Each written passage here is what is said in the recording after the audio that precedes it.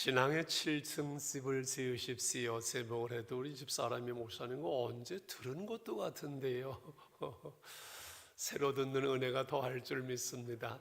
아유, 언제 7층 집을 지을 겁니까? 그러면 오늘은 7대집 갑니까? 이렇게 부담스러워하는 분도 있을까 모르겠습니다만은 중요한 것은 우리가 예수를 믿고 성화되어져 가는 과정, 그리스도의 그 덕목에 대한 말씀을 나눌 텐데, 오늘 우리가 나는 몇 층 집까지 지금 와 있을까 한번 점검해 봤으면 좋겠고요. 우리 집에서 예배드리는 어린 동무들이 조금 좀 어려울 듯해서 걱정이 되는데, 어른 설교를 또 들으면 여러분 머리가 좋아지는 것을 아시고 잘 그래도 귀를 쫑긋하고 들으면서 기록해서 보내주면 다음 주 구정이고 해가지고 미국도 오늘 제가 줄 테니까는 기대를 하시고, 강단에 자꾸 돈으로 유혹하는 건 좀 거시기 합니다만은 은혜만 받으면 될 줄 믿습니다. 로버트 르몽 목사님이 내 마음의 그리스도의 집이라는 그 책을 쓰셨죠. 플러스나게 강의를 하면서 이번에 어느 날 버클리 제1장로교에서 설교는 너무 좋아서 그거를 소책사로 쓴 것이 바로 내 마음의 그리스도의 집이지요. 몇십 년을 걸쳐서 1천만 부 이상이 인쇄되어진, 우리가 마음의 문을 열고 예수님을 영접했을 때 우리 안에 오신 예수님이 내 마음의 그 집의 서재도 현관도 주방도 거실도 침실도 벽장까지를 마음대로 새롭게 이분이 고치시는 거예요. 내 마음의 집에 주님이 주인 되시어 그분에게 모든 명예가지를 이전했으므로 내 삶의 모습이 이제 예수를 믿고 예수를 따라가면서 얼마나 예수님을 닮았는지, 당신은 예수님을 닮은 진정한 그리스도인입니까? 라고 우리에게 질문하게 되는 거지요. 오늘 우리 주어진 베드로를 통해서 주어진 이 말씀이 이 모든 것에 대한 해답이 되어지고, 우리가 어떻게 예수님을 닮아갈 것인가에 대한 이러한 놀라운 말씀이 될 줄 믿습니다. 베드로는 먼저 1, 2절에서 인사하지요. 흩어진 그 나그네들에게 나와 동일한 보배로운 믿음을 가진 자들에게 편지하노라. 은혜와 평강이 너에게 있을지어다.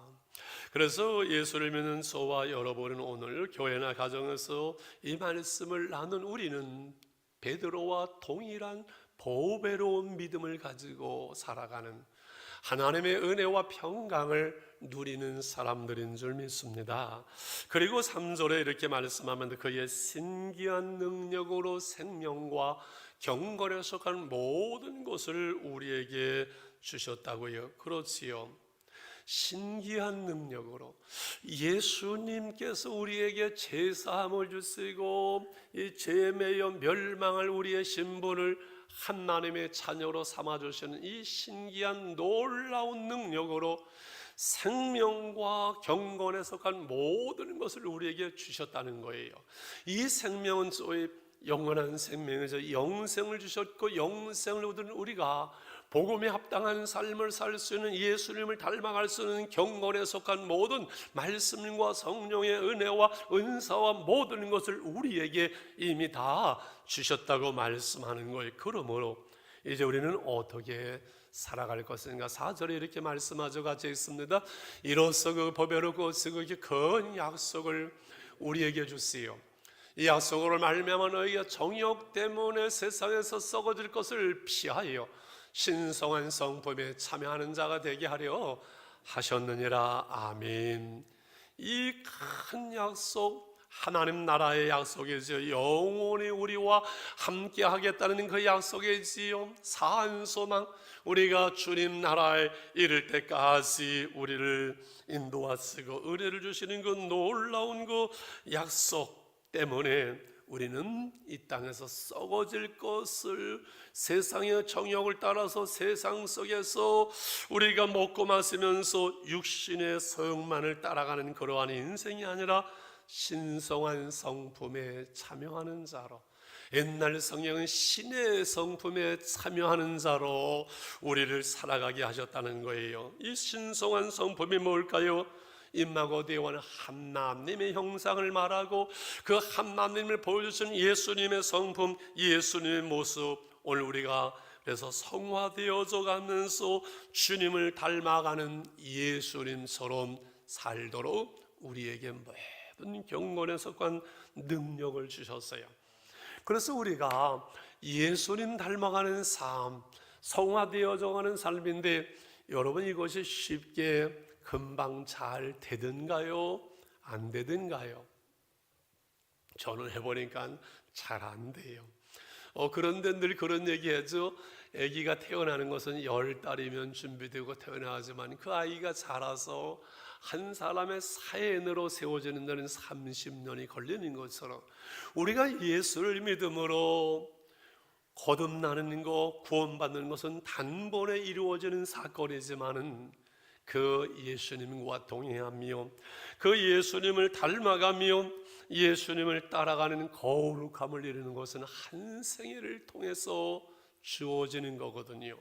사도 바울은 이것을 주님 닮은 이 모습을 성령의 9가지 열매로 말씀했어요. 사랑과 희락과 화평과 오래 참고 온유와 양선과 절제, 이러한 것으로 말해서 오늘 베드로는 8가지의 덕목으로 이 주님의 모습, 신의 성품에 참여하는 자의 그리스도인의 삶을 우리에게 오늘 말씀하죠. 5, 6, 7절이죠. 다시 한번 같이 암송이 읽겠습니다. 그러므로 너희가 더욱 심써 너희 믿음의 덕을 덕에, 지식을 지식에, 절제를 절제에, 인내를 인내에, 경건을 경건의, 형제 우애를 형제 우애에, 사랑을 더하라. 그렇지요. 그래서 믿음이 먼저 기초가 돼. 믿음의 덕을 믿음이, 예수님을 나의 구주로 믿는 믿음과 우주 만물을 창조하신 하나님이 나의 아버지 하나님 되심을 우리가 믿고, 그 말씀이 성경이 그분의 말씀인 것을 우리가 믿고, 오늘 우리와 함께 하시는 성령 하나님을 우리는 믿는 이 믿음이 모든 신앙의 우리의 기초가 되고 중심이 되어지고 능력이 되는 것이지. 그래서 보배로운 믿음, 그 참된 믿음, 금보도 귀한 믿음, 참 보배되도다. 우리가 가지고 있는 돈이나 금보도 우리가 가진 이 믿음이 참 보배가 되어지는, 이 믿음으로 구원받고, 이 믿음 때문에 예배하고, 이 믿음으로 기도하고, 이 믿음으로 주님을 섬겨, 이 믿음으로 살아가면서 우리의 삶이 이 믿음대로 되어지는, 내 믿음대로 될지어다 말씀하신 대로 오늘 우리의 삶은 우리의 믿음대로 되어지는 것이니, 여러분 이 믿음이 얼마나 소중한 참 보배가 되는 것인가요? 이 부모님과의 우리의 자식의 관계는 핏줄로 혈연으로 이루어지지만은 영이신 우리 하나님 아버지의 관계는 믿음의 줄로, 믿음으로 되어지는 것을 우리는 압니다. 그러므로 믿음을 하나님이 기뻐하시고, 이 보배로운 이 믿음대로 우리의 삶이 되어지게 하시는 하나님 앞에 믿음이 없이는 우리가 하나님을 기쁘시게 할 수 없습니다. 하나님께 나가는 자는 그가 계신 것과 그가 자기를 찾는 자들에게 상 주시는 하나님, 예배하는 자 예배를 받으시는 하나님, 그 기도를 들으시는 하나님, 우리의 섬김에 심은 대로 복 주시는 그 하나님을 우리는 믿어야 될 줄 믿습니다. 두 번째, 2층은 믿음의 덕을 세우는 거지요. 믿음과 이 모든 기독교의 이 덕목은 하나예요. 연결되어져요. 성령이 9가지 열매자는 그것이 하나로 되어지는 것, 주님의 모습인 것처럼 여러분 1층 기초 믿음 위에 덕, 덕의 지식, 이렇게 모든 층층이 연결되어지는 것처럼 관계로 나타나요. 그래서 믿음이 하나님을 향하는 것이라면 덕은 사람을 향한 것, 믿음은 하나님의 관계 속에 나타나지만 덕은 사람과의 관계 속에서 나타나는 거지요. 믿음이 있노라 하면서 덕을 세우지 못하면 하나님의 영광을 가리울 수 있겠지요. 우리가 믿음을 가지고 살아가면서 이 세상 속의 사람과의 관계 속에서 도덕적으로 탁월한 그 미덕, 덕을 세우면 예수 믿는 사람 다르구나 해서 하나님께 영광이 되어지고 전도의 문이 열리는 줄 믿습니다. 코로나19 어려운 시대를 우리는 살아가요. 안양에 아는거 목사님 가족이 확진이 돼 가지고서는 어려움 당하는 것을 보면서 참 이렇게 마음이 그래요. 지난주 광주에 이렇게 어느 교회에 확진이 돼 가지고 난리를 쳐서 교인들이 몰려와서 교회당에다가 막 그냥 계란을 던지는데 텔레비에 보니까 그것이 주 예수를 믿으라, 그 글씨에 그냥 계란이 맞는 거 보면서 가슴이 찢어지는 것 같아요. 정말 마음이 아파요. 그래서 우리가 하나님을 향하여 예배를 드리는 예배도 중요하고, 우리 주위의 이웃의 교회가 덕을 세우는 것도 중요합니다.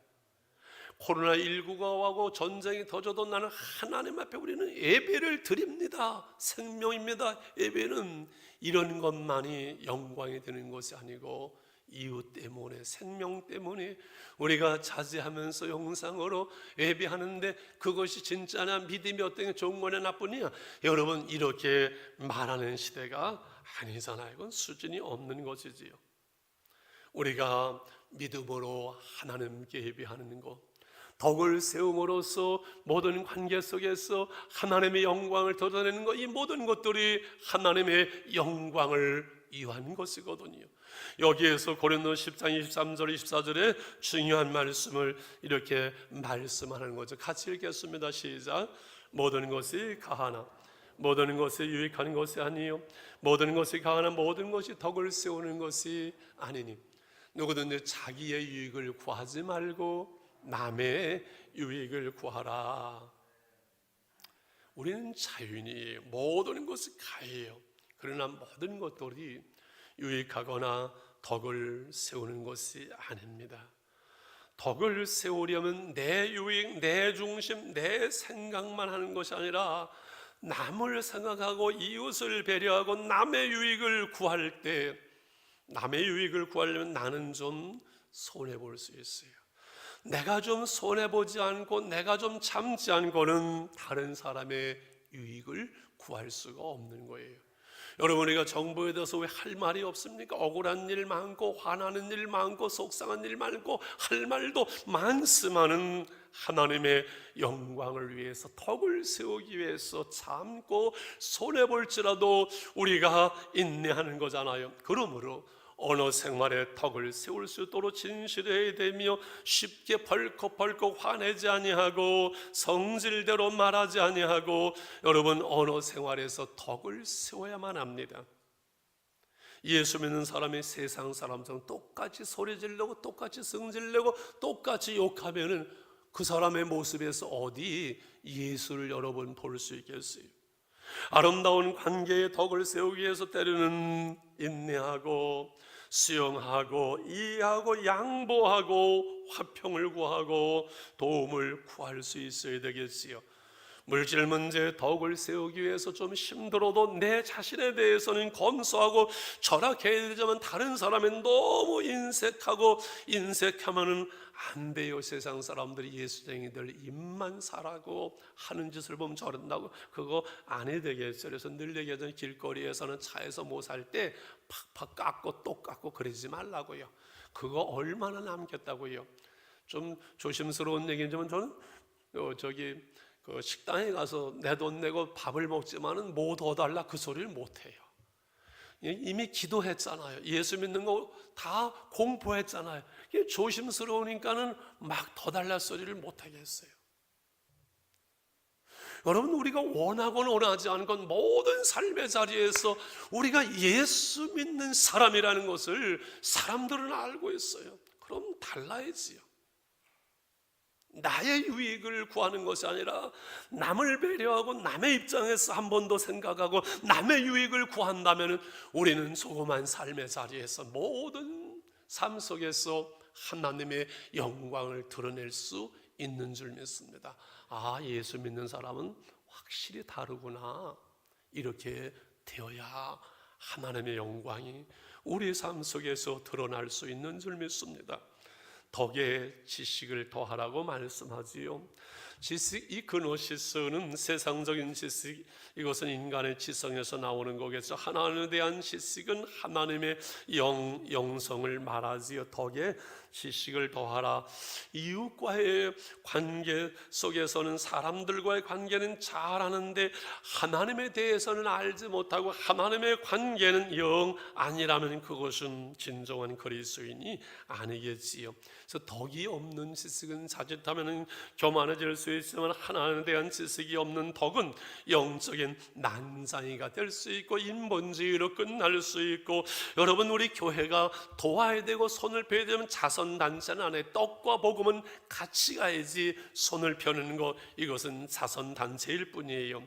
세상적인 지식도 중요하지만 하나님에 대한 지식은 더 중요합니다. 세상적인 지식은 시간의 흐름 속에서 변화가 오기 때문에 완전하지 못함으로 수정되고 보완되고 변화되어지고 더해 가야 되지요. 그러나 하나님에 대한 지식은 변하지 않습니다. 하나님에 대한 지식은 우리가 더해야 되지만 진리 대신 이 말씀과 하나님에 대한 지식은 불변하거든요. 세상의 지식은 세상을 살아가는 데 필요하고 유익이 되고 힘이 되어져서 수많은 그 지식들을 더하고 학문을 더하는 것은 소중한 것이고 이것은 복된 것이지요. 그러나 세상의 지식이 인간의 근본적인 문제, 죄의 문제 해결할 수 없고, 세상의 지식이 어떤 학문과 사상과 철학이 인간에게 구원을 가져올 수 없고, 인간의 문제를 해결할 수 없고, 세상의 지식이 사람을 변화시키지는 못하더라고요.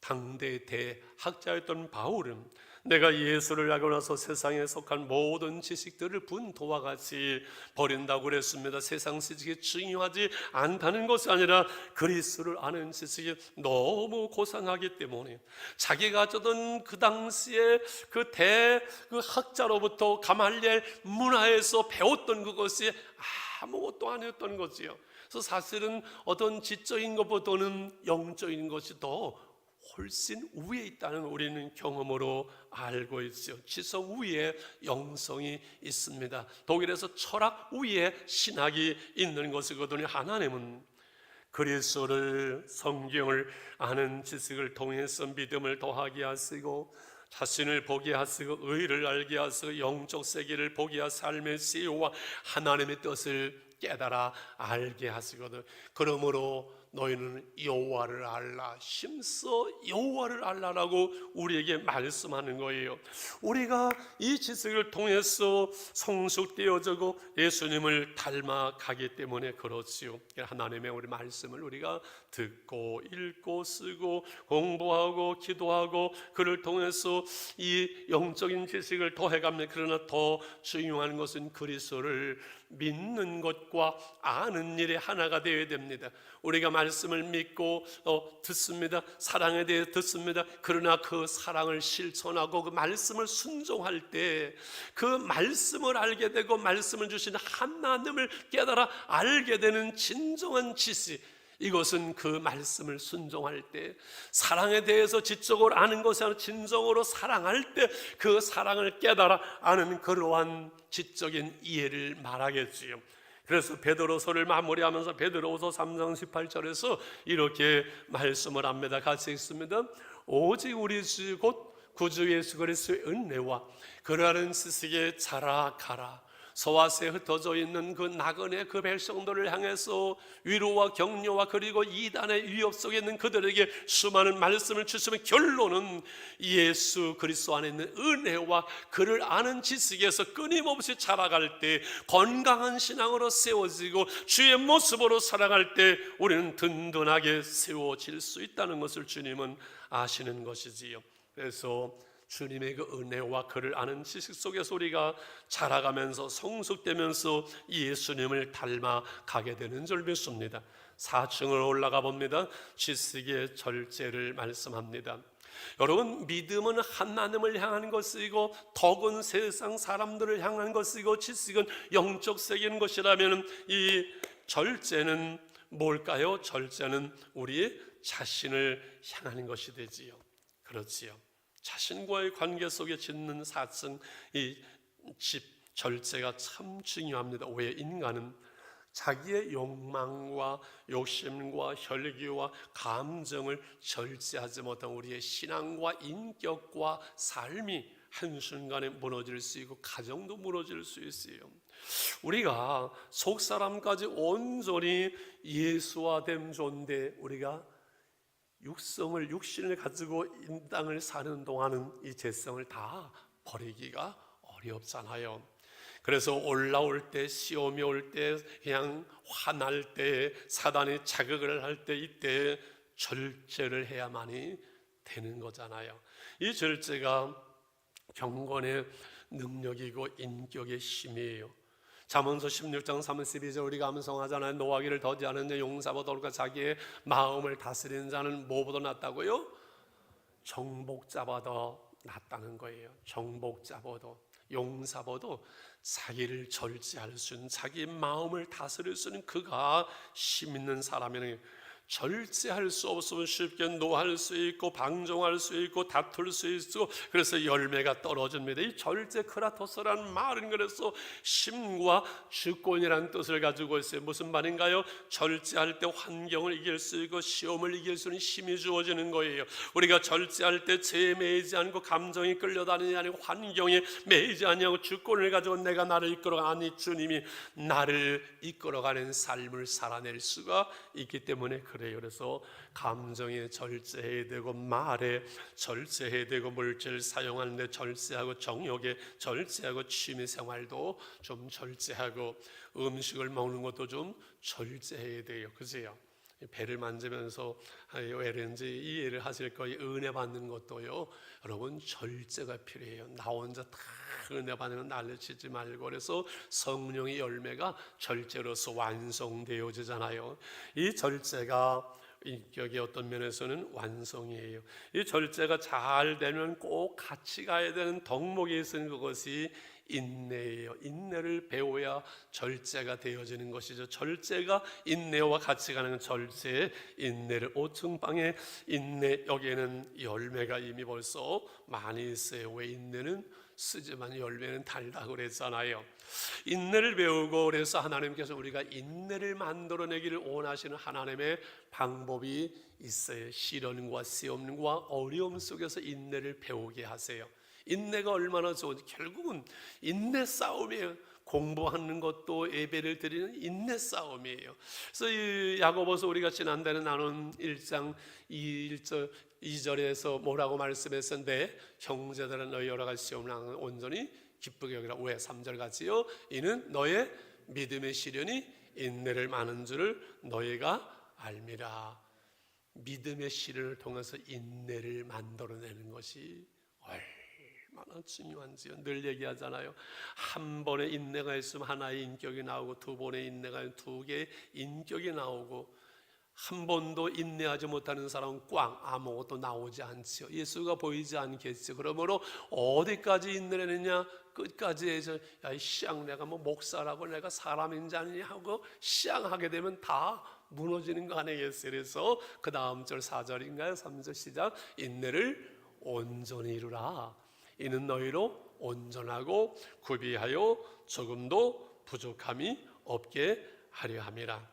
여기 인내까지만 와도 열매가 풍성한 것은 뭐든지 인내의 싸움이거든요. 인내할 때, 그 고비를 넘길 때 거기에 열매가 있거든요. 여기까지 여러분 인내하고 오시는 수고의 탈무드의 유무 하나 하겠습니다. 잘 살던 부부가 어느 날 갑자기 큰 다툼을 했는지 이혼하기로 했어요. 우리 좋게 이혼하자 합의를 해서 우리 똑같이 반씩 나누자 해서 집도 팔아서 반 나누고 땅도 팔아서 다 반씩 나누기로 했는데, 문제는 애들도 반을 나눠야 되는데 11나의 애들이 11. 옛날 사람들 유대인들은 많이 낳았거든요. 11이고 어떻게 반을 나누겠어요? 고민하다가 랍비 선생님을 찾아갔지요. 이렇게 저만은 어떻게 할까요? 그거 뭐 어렵냐? 빨리 가서 애 하나 더 낳아라. 그래서 1년 걸려서 애를 하나 낳았는데 이놈은 뭐예요? 쌍둥이가 나왔네. 그래가지고 또 1년을 애를 하나 더 낳다 보니까 그 고비를 넘어가고, 그래서 지금까지 잘 먹고 행복하게 잘 살고 있다고 얘기합니다. 자, 이제 절세와 인내의 삶, 이것이 습관이 되고 삶이 되어서 경건이 나오잖아요. 인내에 경건을 더하라. 경건은 공경하는 마음으로 우리가 조심하고 하나님을 두려움으로 하나님을 향하는 모든 것을 말하지요. 경건의 모양은 우리가 예배하고 기도하고 찬양하고 헌금도 드리고 이 모든 것들이 경건의 모양이라면 경건의 능력은 그를 통해서 경건의 모습을 통해서 우리에게 은혜로 임하는 하나님의 능력이지요. 오늘 예배를 드리는 것은 경건의 모양일 수 있지만은 진정으로 예배를 통해서 말씀을 통해 성령으로 우리 안에 은혜가 임하는 것, 이것은 경건의 능력이에요. 우리가 주의할 것은 예수를 믿는 것 같은데 자기를 사랑하고 교만하고 비방하고 부모를 거에 감사하지 않고 사랑하고 조급하고 배신하고 쾌락 사랑하기를 하나님보다 사랑하는 사람들, 경건의 모양이 있는데 진정한 하나는 사랑이 없는, 경건의 능력이 없는 디모데후 3장 5절에 경건의 모양에서는 경건의 능력을 부인하는 이 같은 자들에게서 너희가 돌아서라고 말합니다. 참된 경건은 무엇인가요? 야고보서 1장 20절 이렇게 말합니다. 하나님 아버지 앞에서 정결하고 더러움이 없는 경건은 곧 고아와 가버를 그 환난 중에 돌보고 또 자기를 지켜 세속에 물들지 아니하는 그것이라. 진정한 경건의 사람이 뭐라고요? 자신을 지켜서 세속에 물들지 아니하는 그 믿음, 소극적인 거지요. 나가서 고아와 가버를 어려운 이들을 돌아볼 수 있는 하나님의 마음, 주님의 마음, 주님의 섬김으로 살아갈 수 있는 그것이 진정한 경건의 능력이라고 말씀하는 것이지요.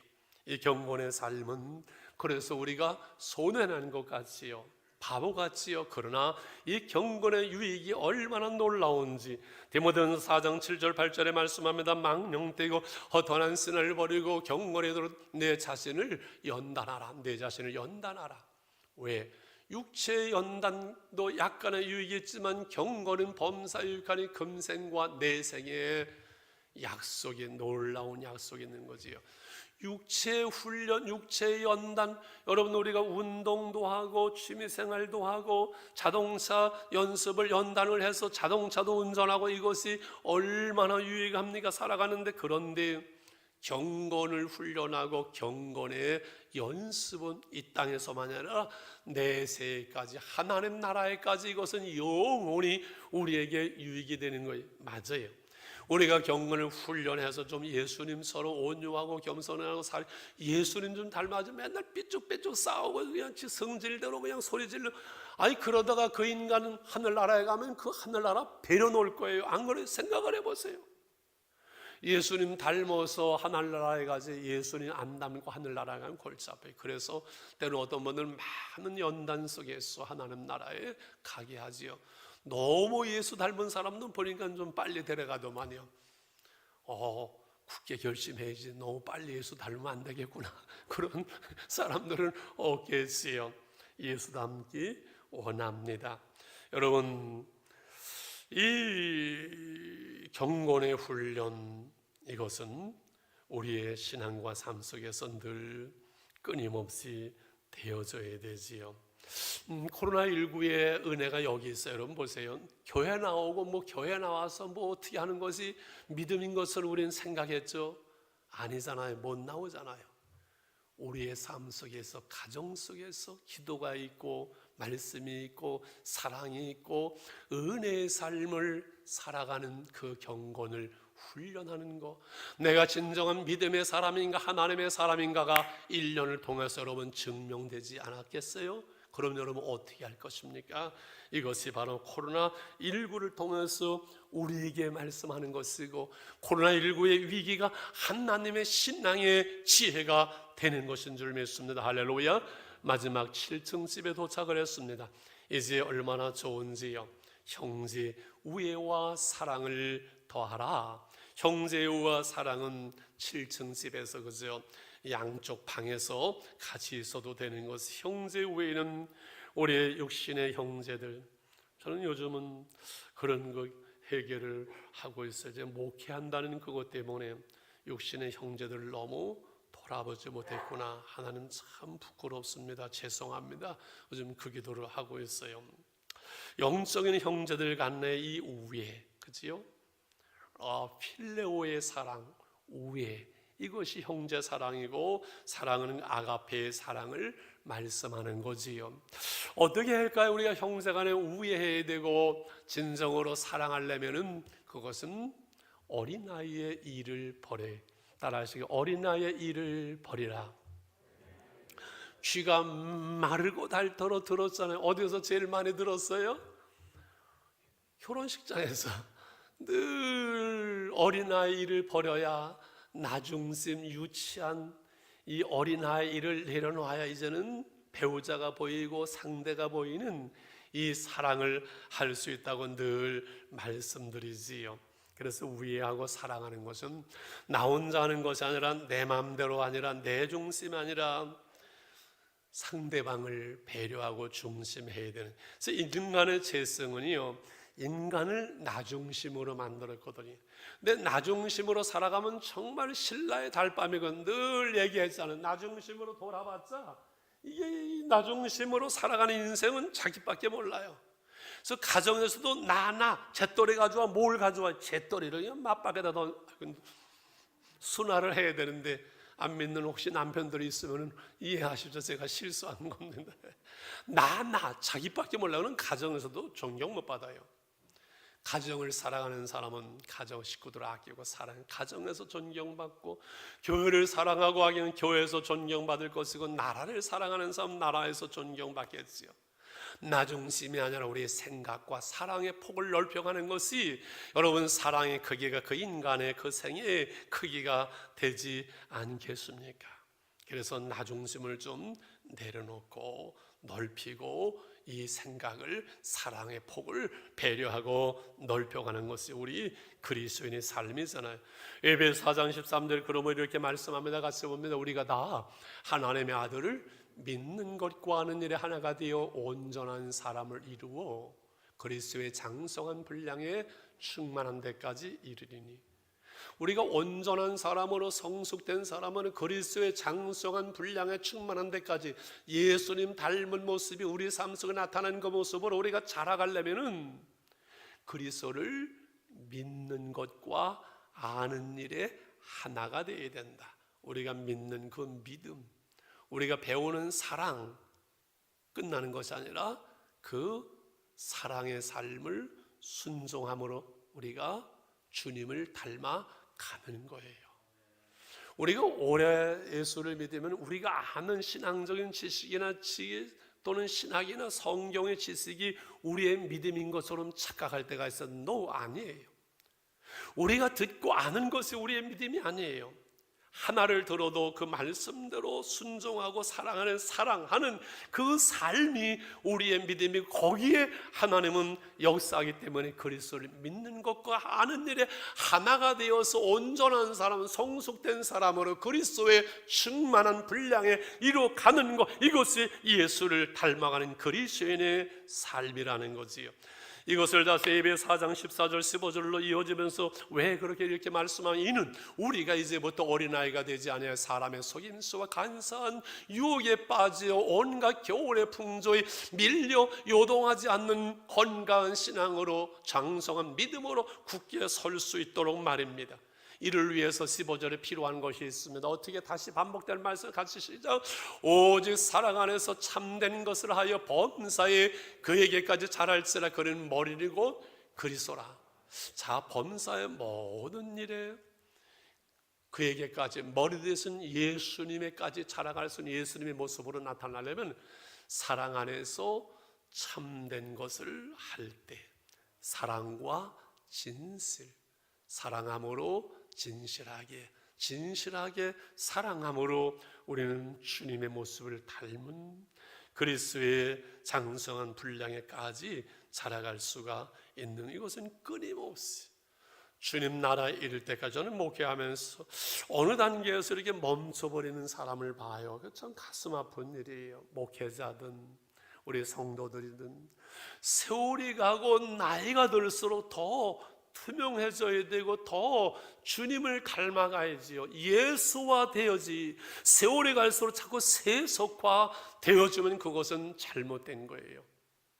우리는 시간과 함께 예수화되어져 가는 사람이지, 예수 닮는 사람이지, 나이가 들어서 세상 욕심만 더, 얼굴에 욕심만 더덕더덕하는 것이 아니라 주님의 모습이 우리의 삶 속에서 나타나는 삶, 이것이 그리스도인의 삶이지요. 그래서 나이 들수록 좀 단순해지고 좀 더 어린아이 같은 투명한 모습으로 이렇게 갔으면 참 좋겠어요.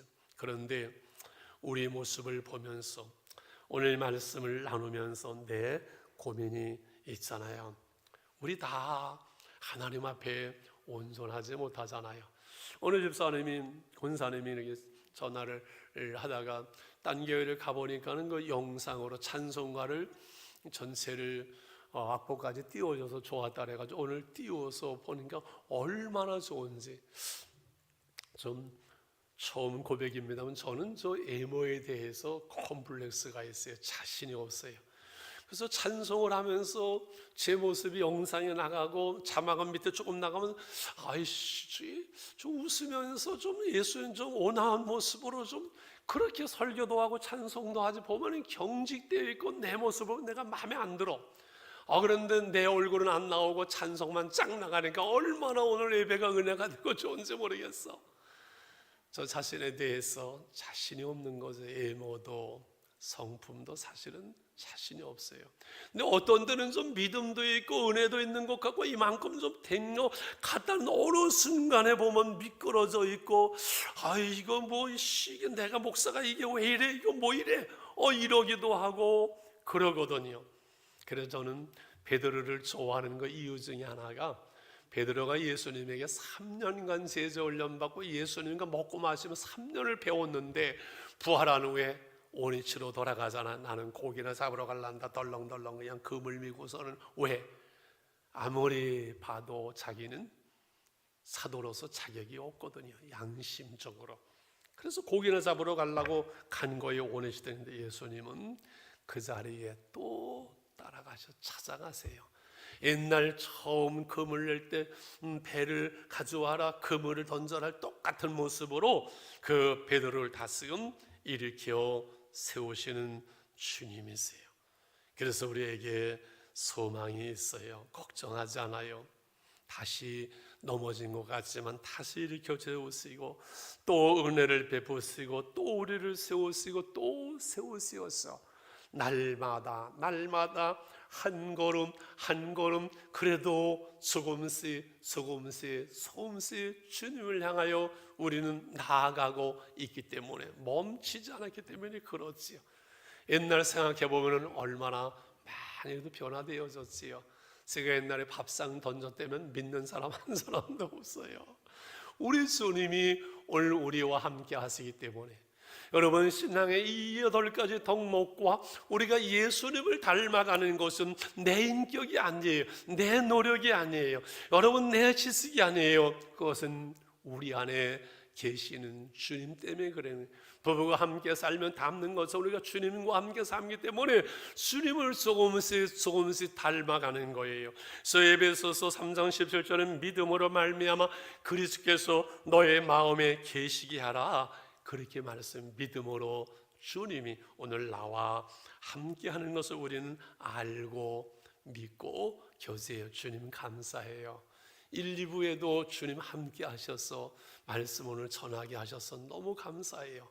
주님 3부에도 함께 하시지요. 때마다 일마다 순간마다 늘 나와 함께 하신 주님과 교제하고 대화하고 의논하고 그분의 도우심을 구하고 그 주님을 생각하고 주님을 따라가다 보면은 우리는 조금씩 저 높은 곳을 향하여 나가며 그리스도의 충만한 분량을 향해서 조금씩 나아가다가 주님 부르실 그때 우리는 영화로운 몸으로 주의 영광 가운데 거하게 될 그날을 소망하면서 나아가는 거지요. 그래서 오늘 한날을 주님과 함께 살아가는 한날이 귀하고 아름다운 것이지요.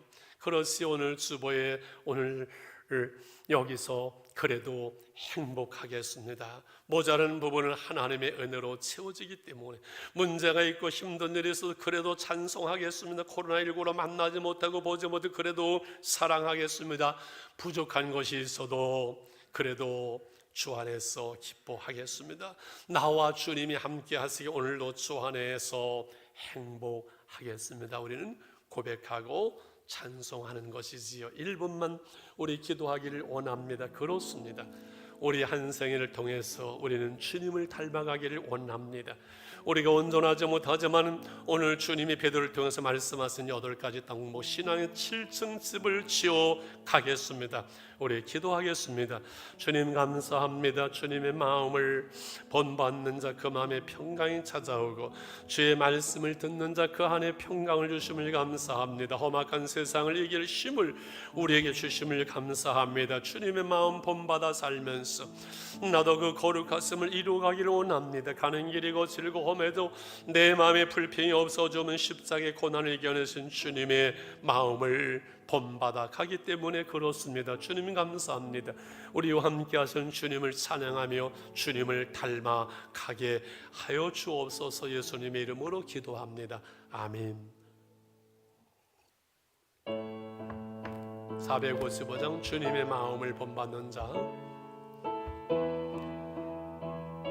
우리 말씀을 기억하면서 주님의 마음을 본받는 자 그 마음의 평강이 찾아옴을, 험악한 세상을 이길 힘을 하늘로부터 임함이로다. 주님의 마음 본받아 살면서 그 거룩하신 나도 이르리.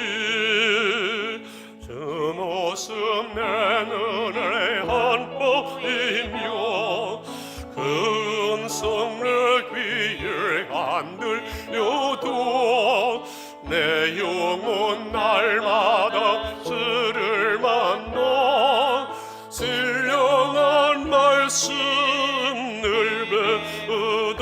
3절엔 가는 길 고치고 험하여도 내 맘에 불평이 없어지는 십자가 고난을 이겨내신 주님의 마음 본받음이. 4절 주 예수 주의 세상에 다시 오실 그날엔 무성도 변화하여 주님의 빛나는 그 영상을 나 함께 보며 찬양하리.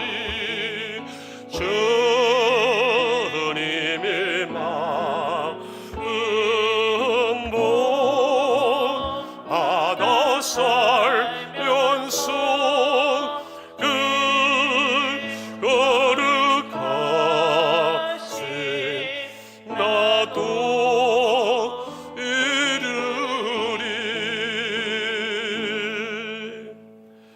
이제는 믿음의 주여 온전케 하신 우리 주 예수 그리스도의 은혜와 하나님 아버지의 그 크신 사랑과 성령의 교통하시며 충만 축복하심이 오늘도 삼보 예배를 통해서 하나님께 예비하며 주의 말씀을 들으며 신앙의 7층 집을 세우리라. 주님을 닮아가기를 결단하는 사랑하는 성도들을 위해, 가정들 속에 자녀들을 위해 하나님의 교회와 선교지와 이제부터 영원히 함께 계실지어다.